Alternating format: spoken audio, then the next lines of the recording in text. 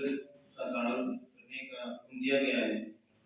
صحیح بات تو یہ ہے کہ حضرت کا تعارف یہ مدرسہ ہے، یہ مسجد ہے جس میں ہم اور آپ بیٹھے ہوئے ہیں، اور حضرت کا تعارف ہم اور آپ کے چہرے پر جو داڑھی ہے، آپ کے سر پہ جو ٹوپی ہے، یہ سبھی حضرت کا تعارف ہے اور حضرت کی تعریف۔ پھر بھی حضرت کا خاندانی اور حضرت کا سلسلہ نسب، حضرت کا سفر اکرام، حضرت کی جو خدمات ہیں وہ سلسلہ وار میں کچھ بیان کرتا ہوں۔ نام ہے ابوالکلام بن مفیظ الدین بن یتیم الدین۔ یہ نام بعد میں حضرت مولانا ابوالکلام صاحب قاسمی کے نام سے جڑ گیا، تاکہ سگنیچر میں اور دستخط وغیرہ میں بھی ابوالکلام قاسمی حضرت لکھا کرتے ہیں۔ ولادت 1934 میں یعنی آزادی سے پہلے آپ کی ولادت ہوئی۔ ابتدائی تعلیم یہ پرائمری اسکول بھجاؤ میں جو ہے، اس میں آپ نے پرائمری تعلیم حاصل کی۔ میں نے نماز سے مطلب پوچھا کہ کیا یہ اسکول اس وقت بھی تھا؟ ہاں، اس وقت بھی یہ اسکول تھا اور پرائمری اسکول میں آپ پڑھا کرتے تھے۔ اس کے بعد اسلام پور میں جو اس وقت ہائی اسکول ہے، اس زمانے میں ایک مڈل اسکول تھا، غالباً اسی کو ہائی اسکول بنا دیا گیا ہے۔ مڈل اسکول کے نام سے اسلام پور میں ایک اسکول تھا، اس میں آپ نے تعلیم حاصل کی۔ پھر اس کے بعد انجمن اسلام کشن گنج میں تعلیم حاصل کی، منجھوک میں اور کشنا میں بھی آپ نے تعلیم حاصل کی۔ اس میں کشنا میں مولانا امام الدین صاحب رحمۃ اللہ علیہ سے تعلیم حاصل کی، منجھوک میں مولانا عبدالرشید صاحب اور مولانا شکور صاحب سے تعلیم حاصل کی۔ اس کے بعد پھر آپ دارالدیوبند چلے گئے۔ جانے کا ایک واقعہ ہے کہ بہار میں سیتل پور یا مریا کوئی جگہ ہے، وہاں قاری طیب صاحب رحمۃ اللہ علیہ تشریف لائے تھے، تو بچے تھے تو وہ دیکھنے کے لیے چلے گئے، جیسے کہ جلسے میں آئے تھے، وہاں ملاقات ہوئی۔ وہاں کسی نے کہا کہ تم یہاں پڑھتے ہو، تم اگر دارالعلوم آ جاؤ گے تو تمہارا داخلہ ہم کرا دیں گے۔ وہاں دارالدیوبند کا نام سنا، دیوبند کا نام سنا، قاری طیب صاحب رحمۃ اللہ علیہ کا نام سنا، وہیں سے ایک شوق پیدا ہوا کہ مجھے دارالدیوبند جانا چاہیے۔ پھر یہاں گھر والوں سے مشورہ کیا اور دارالدیوبند نہیں کر دیا۔ وہ آج کل تو ڈائریکٹ ٹرین ہے، اس زمانے میں یہاں سے پہلے کٹیہار گئے، کٹیہار سے پہلے اس کے بعد لکھنؤ گئے، لکھنؤ سے سہارنپور گئے، سہارنپور سے پھر دیوبند گئے، دیوبند سے ٹانگا سے پھر دارالدیوبند گئے۔ وہ اس طرح کہانی گانا سنایا کرتے تھے اور جایا کرتے تھے۔ دارالعلوم میں 1953 میں آپ کا داخلہ ہوا اور 1956 میں آپ کی فراغت ہوئی، یعنی آزادی کے تقریباً 6 سال بعد 1956 میں آپ کی فراغت ہوئی۔ اساتذہ کرام میں حضرت مولانا اعجاز علی رحمۃ اللہ علیہ، قاری محمد طیب صاحب، علامہ ابراہیم قلیابی رحمۃ اللہ علیہ، شیخ نصیر احمد خان صاحب۔ یہ شیخ نصیر احمد خان صاحب ہمارے زمانے میں دارالدیوبند میں شیخ الحدیث رہے۔ آپ سے میں نے بخاری شریف پڑھی ہے، مولانا بھی پڑھی ہے، اور لوگ جو دارالدیوبند سے پڑھے ہیں سب نے تقریباً میں بخاری شریف مولانا احمد خان صاحب سے پڑھی ہے، اور نانا نے ان سے نور الانوار نامی کتاب پڑھی ہے، نور الانوار۔ میں نانا سے معلوم کیا کون کہتے میرے استاد ہیں۔ آخر میں ایک مطلب رات کرنے لگ گئے تو شیخ کے یہاں گئے، شیخ نصیر صاحب کے یہاں، تو ملاقات ہوئی۔ تو ملاقات کے بعد حضرت رونے لگا، کہا کہ ہمارے زمانے میں بہت لمبے کڑنگے تھے اور چہرہ بالکل روشن تھا، اس چہرہ روشن نہیں ہے لیکن بہت لمبے کڑنگے تھے، بہت تگڑے تھے، ابھی تو جھک گئے، دبلے ہو گئے۔ شہر تعارف پر کہا کہ میں ابوالکلام پھول نبی۔ تو حضرت پہچان بھی گئے اور دعائیں بھی دی، اور دونوں بڑے تھے، وہ تو بہت زیادہ بڑے تھے اور نانا بھی بڑے ہو چکے۔ بہرحال زمانے میں دیناجپور ضلع نہیں پڑتا تھا، کشن گنج ارریہ یہ سب نہیں کچھ ہوا تھا، یہ سارا پورا علاقہ پورنیہ کہلایا کرتا تھا۔ تو بہرحال مولانا نصیر احمد خان صاحب نانا کے استاد ہیں اور ہمارے بھی استاد ہیں، ماموں اور مولانا عبدالحسن صاحب سب کے استاد ہیں۔ مولانا سالم صاحب قاسمی رحمۃ اللہ علیہ جو حال ہی میں جن کا بھی انتقال ہوا، دارالدیوبند کے مولوی تھے، ان سے بھی آپ نے پڑھی۔ مولانا حمید الدین صاحب سابق شیخ الحدیث مدرسہ عالیہ کلکتہ، ان سے بھی آپ نے پڑھی۔ اسی طرح مولانا شیخ الحدیث فخر الدین رحمۃ اللہ علیہ جو شاہی مرادآباد میں شیخ الحدیث تھے، مولانا حسین احمد مدنی رحمۃ اللہ علیہ کے انتقال کے بعد تو مولانا فخر الدین صاحب وہاں چلے گئے، دیوبند چلے گئے، تو ان سے بخاری شریف کا کچھ حصہ پڑھا۔ اور جو حضرت کے بڑے استاد، مربی اور مشرق کہہ لیجیے، جن سے آپ غیر بھی تھے، وہ حضرت شیخ الاسلام، شیخ العرب والعجم، حضرت حافظ اقدس مولانا حسین احمد مدنی نور اللہ مرقدہ تھے۔ شیخ الاسلام مولانا حسین احمد مدنی رحمۃ اللہ علیہ یہ مولانا ارشد مدنی صاحب کے والد صاحب، مولانا محمود مدنی کے دادا ہیں، آپ لوگ جانتے ہوں گے مولانا محمود مدنی کے دادا مولانا ارشد مدنی اور مولانا اسعد مدنی ان دونوں کے والد صاحب، دارالحسینیہ انہی کے نام پر رکھا گیا ہے، مولانا حسین احمد مدنی رحمۃ اللہ علیہ کے نام پر مدرسہ حسینیہ رکھا گیا ہے۔ اور فرنگ میں جو مدرسہ ہے اس کا بھی نام یہی ہے جامعہ حسینیہ، وہ بھی مولانا حسین احمد مدنی رحمۃ اللہ علیہ کے نام پر نام رکھا گیا ہے۔ تو بہرحال بہت بڑی شخصیت تھی، مجاہد آزادی تھے، ان کی بدولت گویا کہ ہمارا ہندوستان آزاد ہوا، ان کے اور ان کے استاد شیخ الہند مولانا محمود حسن دیوبندی رحمۃ اللہ علیہ کی برکت سے، انہی کی محنت سے آج ہم لوگ ہندوستان میں آزادی کی سانس لے رہے ہیں۔ فراغت کی 1956 میں آپ کی فراغت کی، یہ ہمارے آفس میں دفتر میں وہ سند رکھی ہوئی ہے، اس سند میں ڈیٹ لکھی ہوئی ہے 15 شعبان 1375۔ ابھی ہم نے اس کو جوڑا، پتہ چلا کہ وہ 1956 پڑتا ہے، 1956 میں آپ کی فراغت کی۔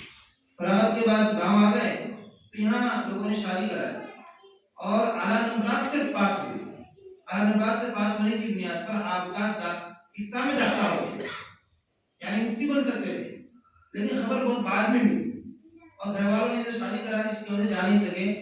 لیکن اس زمانے میں ہوا یہ کہ بہت دنوں تک نام لٹکا ہوا رہا دارالدیوبند میں کہ بھائی عبدالکلام پورنے بھی ہے، وہ آ جائے افتاء میں داخلہ لے سکتا ہے، لیکن جب داخلہ نہیں ہوا تو ان کی جگہ پر بہار کے کسی تعلیم میں داخلہ لے گئے اور مفتی بن گئے۔ یعنی نانا کا ایک صلاحیت تھی اس زمانے میں کہ وہ بہترین مفتی بن سکتے تھے، بہر مفتی نہیں بنے تو کوئی حرج نہیں کیونکہ ان کی دوسری خدمات بہت نمایاں ہے۔ فراغت کے بعد یہ اللہ کو یہی منظور تھا کہ فوراً ایک نوکری مل گئی، سرکاری ملازمت حاصل ہو گئی سوناپور میں۔ آپ کو جو جائیں اس لیے سوناپور پڑتا ہے، سوناپور میں سرکاری نوکری حاصل ہو گئی۔ اس سے پہلے موہن سنگھ، یہ ماٹونڈا سے قریب کوئی گاؤں ہے، ان میں کسی مکتب میں پڑھاتے تھے، کچھ دن پڑھایا اس مکتب میں۔ اس کے بعد فوراً نوکری ہو گئی سوناپور میں، سوناپور میں 1 سال نوکری کی اور 1 سال کے بعد رام گنج ٹرانسفر ہو گیا، رام گنج ہائی اسکول میں ٹرانسفر ہو گیا اور اس کے بعد آپ نے ایم ایم کی ڈگری حاصل کی، یعنی نوکری کے بعد ایم ایم کی ڈگری حاصل کی۔ نوکری ہو گئی، اس کے بعد معلوم ہوا کہ اسے ڈگری کرنا پڑے گا اور نوکری چلی جائے گی اور کچھ دارالدیوبند کی سند کی بنیاد پر نوکری حاصل ہو گئی۔ اس کے بعد ایم ایم کی ڈگری، ایم ایم کا مطلب ممتاز محدثین، اس وقت یہ ڈگری تھی حکومت مغربی بغداد کی طرف سے، تو ایم ایم کی ڈگری حاصل کی اور اس ڈگری کی بنیاد پر پھر وہ سرکاری ملازمت کنٹینیو ہوئی اور تقریباً آپ نے 1994 یعنی 36 سال تک رام گنج ہائی اسکول میں پڑھایا۔ کیا پڑھایا؟ دین پڑھایا، دین سکھایا، اردو سکھایا، بچوں کو عربی سکھایا، بچوں کو نماز سکھایا۔ آج بھی ہم لوگ جب کبھی جاتے تھے رام گنج، کوئی کسی بوڑھے سے ملاقات ہوتی تھی تو کہہ رہے اس طرح بات کرتے تھے کہ تم شاگرد ہے، میرا شاگرد ہے، مجھ سے پڑھا ہوا ہے، اور رام گنج کے لوگ بھی بہت چاہتے تھے۔ رام گنج کی جو مسجد ہے، ہاٹ کی بازار کی جو مسجد ہے، وہ مسجد آپ نے قائم کی۔ غلط بات ہے کہ ابھی ہم لوگ کی اس میں نہیں ہے، لیکن وہ مسجد آپ نے قائم کی ہے اور یہ اسی کی برکت تھی کہ نوکری ہوئی اور وہاں چلے گئے اور پھر وہاں رہنے کی وجہ سے وہاں آپ نے مسجد بھی قائم کی۔ بہرحال 36 سال تک درس و تدریس سے جڑے رہے۔ اس کے بعد ریٹائرمنٹ کے بعد 1999 میں اسی دوران کیا ہوا کہ ہمارے یہاں یہ مدرسہ جو ہے، یہ مدرسہ 1969 میں قائم ہوا، مدرسہ 1969 میں قائم ہوا۔ اسی طرح جو ہائی مدرسہ ہے فضل الحق یونیورسٹی ہائی مدرسہ، وہ بھی 1969 میں قائم ہوا۔ یہ مسجد جو قائم ہوئی، مسجد 1969 میں قائم ہوئی۔ اسی سال گویا کہ 1 سال میں یہ تین نمایاں کام حضرت مولانا قاسمی رحمۃ اللہ علیہ، حضرت مولانا عبدالحلیم صاحب قاسمی رحمۃ اللہ علیہ، میرے بڑے پھوپھا حضرت مولانا جناب ماسٹر امین الحق صاحب، اور اس کے یہ حسن بھائی کے والد صاحب جناب عبدالقادر صاحب، بدریام گنج کے جناب نذر الاسلام صاحب، اس طرح کے اور بھی بہت سارے لوگ تھے۔ ان لوگوں نے ان چیزوں کو قائم کیا، یہ مسجد بھی اور مدرسہ بھی اور یہ فضل الحق یونیورسٹی ہائی مدرسہ بھی ان لوگوں نے قائم کیا۔ لیکن ہر ایک کا ایک طرف لگاؤ تھا، قائم تو سب نے کیا لیکن لگاؤ ایک طرف تھا۔ نانا کا لگاؤ مسجد کی طرف تھا، اس لیے آخر تک قادم حیات مسجد سے آپ جڑے رہے۔ مولانا عبدالحلیم صاحب کا لگاؤ مدرسے کی طرف تھا، اس لیے وہ مدرسے کے محکم رہے اور پھپھا کا لگاؤ اسکول کی طرف تھا، اس لیے وہ اسکول کے سیکرٹری بھی رہے۔ قائم تو ہر ایک نے کیا لیکن لگاؤ ہر ایک کا الگ الگ تھا۔ بہرحال 1969 میں یہ انجمن، اس مدرسے کا نام انجمن حزب الاحناف تھا۔ بچے ہیں لوگوں کو معلوم ہونا چاہیے اس مدرسے کا نام پہلے انجمن حزب الاحناف تھا، پھر اس مدرسے کو دارالرشیدیہ حضرت مولانا اشرف گنگوہی رحمۃ اللہ علیہ سے منسوب کرتے ہوئے اس مدرسے کا نام رکھا گیا۔ 1971 میں اس کو منظور ہوا۔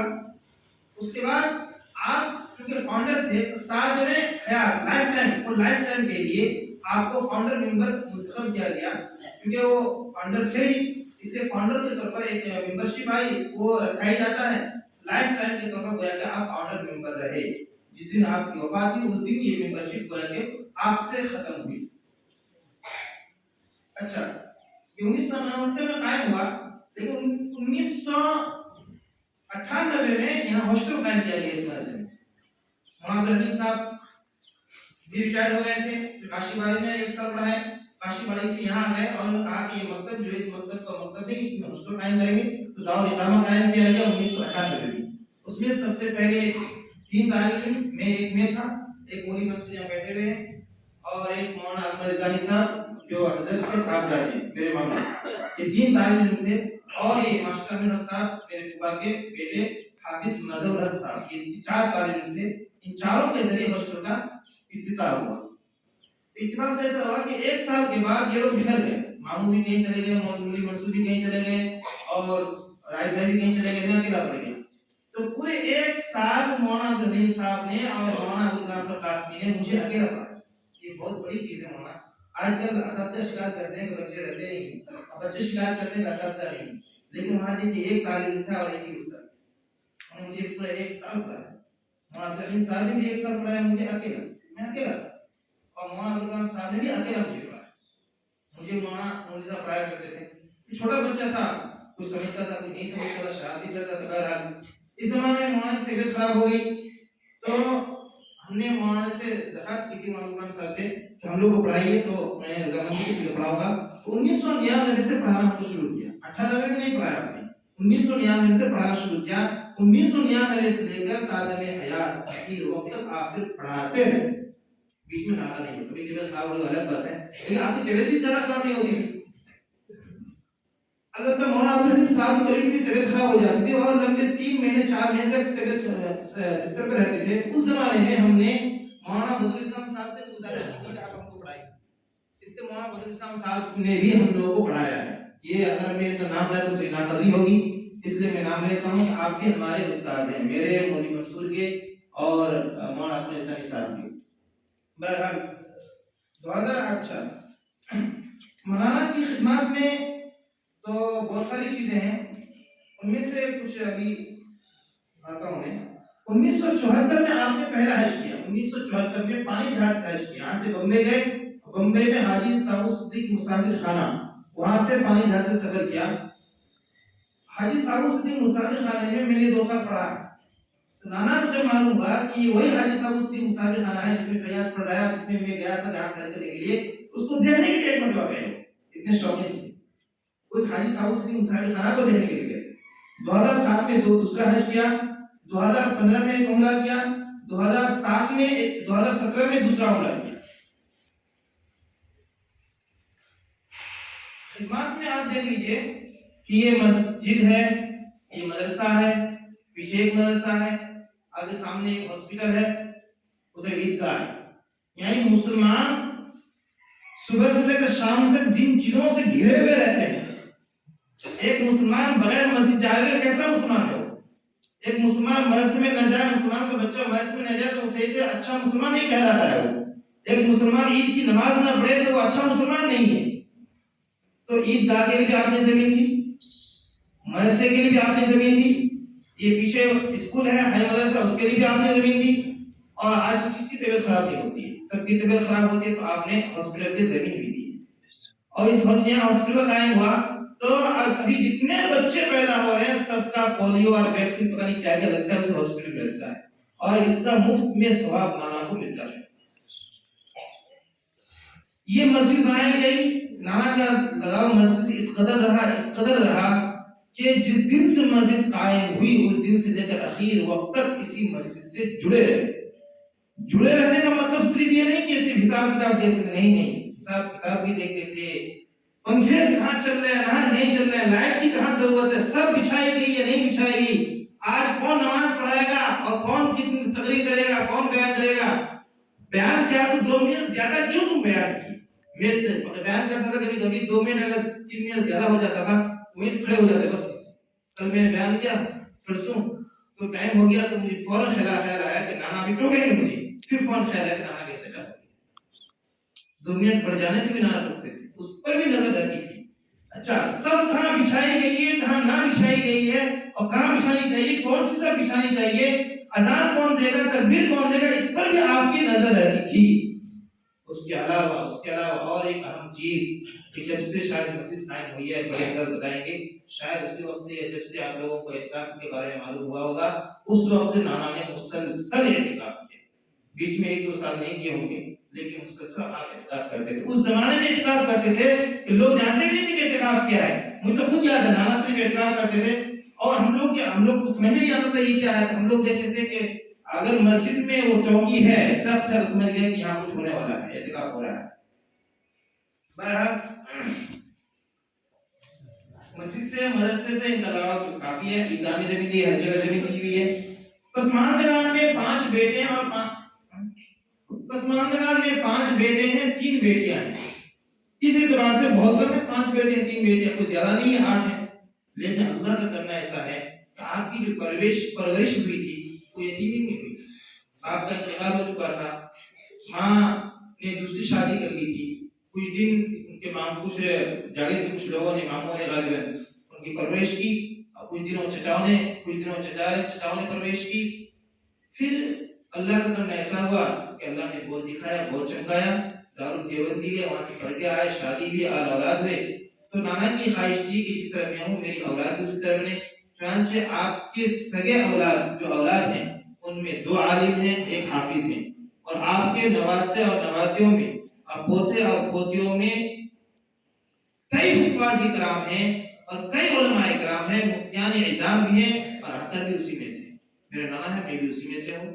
और मैं तो समझता हूँ कि मैं जो कुछ भी करता हूँ, कहीं बयान करता हूँ, कहीं पढ़ाता हूँ, कहीं कुछ करता हूँ, तो इसका सबब मेरे नाना को मुफ्त में मिले, क्योंकि मेरे नाना ही की वजह से मेरे वालिद साहब का ज़हन इधर बना, वरना मेरे वालिद साहब डॉक्टर हैं, मेरे वालिद साहब ने स्कूल से पढ़ाई हासिल की, मेरे वालिद साहब भी मुझे भी स्कूल में लगा देते, और मेरे नाना की वजह से, उनका घराना देखने की वजह से, ये कुर्ता पायजामा देखने की वजह से मेरा भी ज़हन उसी तरह मदरसे की तरफ गया, मेरे वालिदैन का ज़हन भी मदरसे की तरफ गया, वरना मैं आज यहाँ नहीं होता, मैं कहीं दूसरी जगह होता।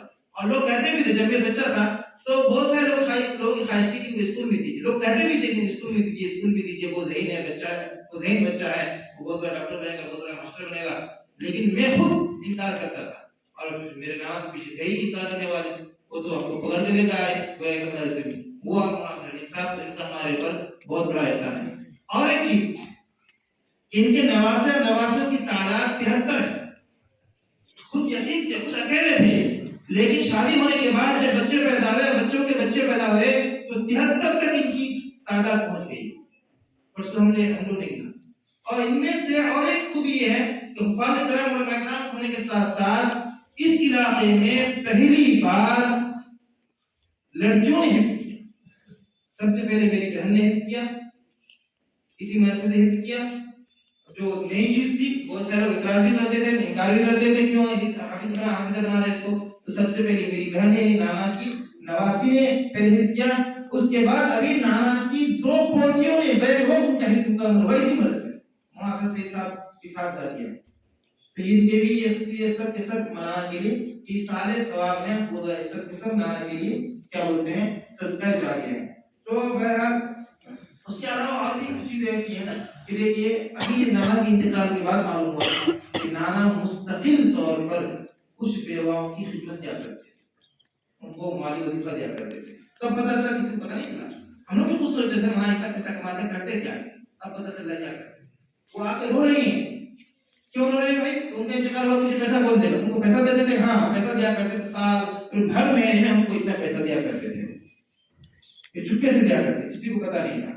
इसी तरह नाना का और एक बहुत बड़ा कारनामा है कि उन्होंने बहुत सारे उलमाए किराम को पढ़ाया, बहुत सारे उलमाए किराम को पढ़ाया है। चुन चुन कर उनको इंतखाब किया, इंतखाब कर उनको भेजा और उनको पढ़ाया। उनके पढ़ाने की वजह से वो नहीं बल्कि उनके खानदान और यहाँ जो गोया कि हमारे भुजा गांव में और हमारे इस इलाके में हमारी मस्जिद में मदरसे में जो चहल पहल है ये सिर्फ उन्हीं की बरकत है और इसका सवाब इंशाअल्लाह पहुंचता रहेगा। आप सभी हज़रात से गुजारिश है कि खूब दुआ करें। अब बोलने के लिए ज्यादा वक्त भी नहीं है, ज्यादा अल्फाज भी नहीं है, हम बिल्कुल बहुत सदमे में हैं और बहुत गम में हैं और हम यहाँ किसकी ताज़ियत करें? हम सब लोग एक दूसरे की ताज़ियत के लिए बैठे, हम किसकी ताज़ियत करें? खुद हम ताज़ियत तो उससे एक दूसरे की ताज़ियत में हम बैठे हैं। मौलाना अब्दुल हमीद साहब का इंतकाल हुआ तो ऐसा लग रहा था कि हमारे ऊपर एक दूसरा हाथ है, लेकिन अब लग रहा है कि दूसरा हाथ भी चला है।